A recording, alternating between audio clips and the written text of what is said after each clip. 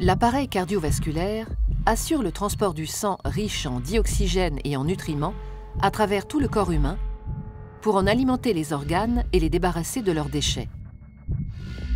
Il se compose de 3 grands types de vaisseaux sanguins qui forment un système clos. Les artères, les veines et les capillaires.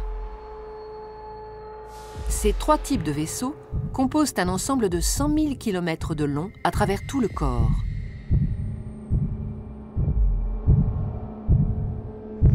Une artère transporte le sang du cœur vers les organes. Les veines, à l'inverse, le transportent des organes vers le cœur. L'artère est donc un vaisseau partant du cœur. La veine, un vaisseau arrivant au cœur.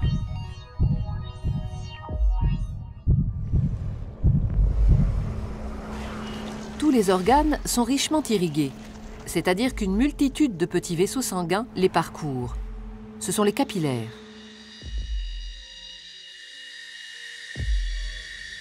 Les capillaires relient entre elles artères et veines dans les organes. C'est donc au niveau de ces vaisseaux très fins que les échanges se font entre le sang qui apporte nutriments et dioxygène et les organes qui se débarrassent du dioxyde de carbone et des autres déchets.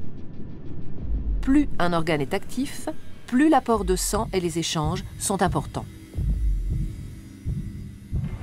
Les échanges ne sont possibles que parce que le sang circule en permanence dans les vaisseaux en sens unique.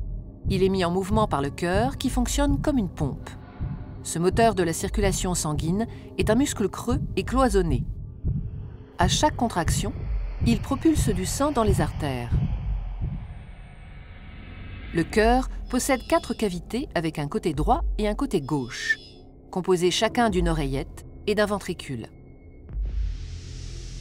Le côté droit reçoit le sang pauvre en dioxygène.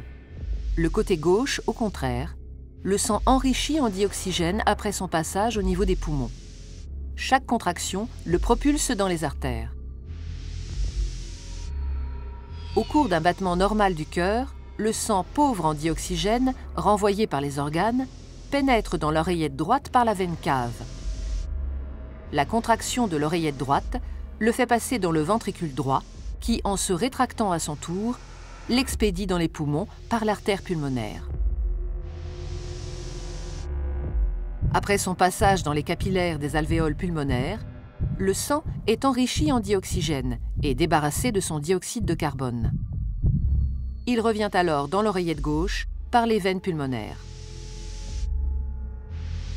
La contraction de l'oreillette gauche le pousse dans le ventricule gauche, qui le propulse lui-même dans l'aorte pour être distribué dans les artères de l'ensemble du corps. Et ce cycle, vital pour l'organisme et l'être humain, se répète à l'infini.